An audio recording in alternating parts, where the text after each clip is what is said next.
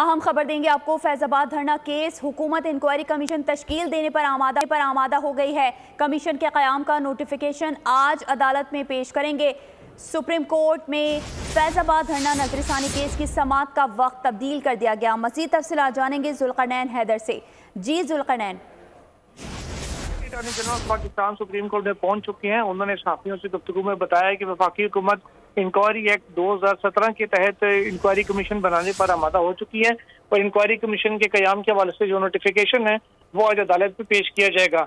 आज 9:30 बजे इस केस की समाअत होना थी, लेकिन अदालती अमले ने अदालत के असेंबल होने से चंद ही लम्हे पहले आकर तमाम जो हाजरीन थे उनको ये बताया कि जो फैजाबाद धरना केस है उसकी समाअत 11:30 बजे मुकर्रर की गई है, इसलिए उस वक्त तक जो बाकी तमाम मुकदमात मुकर्रर है उनकी समाअत होगी। अब 11:30 बजे का इंतजार किया जा रहा है कि जिस पर ये अटॉर्नी जनरल पाकिस्तान वफाकी हुकूमत की जानिब से जो मौक़िफ़ है फैजाबाद धरने में हक़ाइक़ सामने लाने के हवाले से उससे अदालत को आगाह करेंगी। जी, नुमाइंदा इस्लामाबाद जुल्करनैन इकबाल हमें तफसीलात से आगाह कर रहे थे। आपका बहुत शुक्रिया। फैजाबाद धरना केस है, हुकूमत इंक्वायरी कमीशन तश्कील देने पर आमादा हो गई। कमीशन के क़याम का नोटिफिकेशन आज अदालत में पेश करेंगे, ऐसा कहना है अटॉर्नी जनरल का। सुप्रीम कोर्ट में फैजाबाद धरना नजरसानी केस की समाअत का वक्त तब्दील।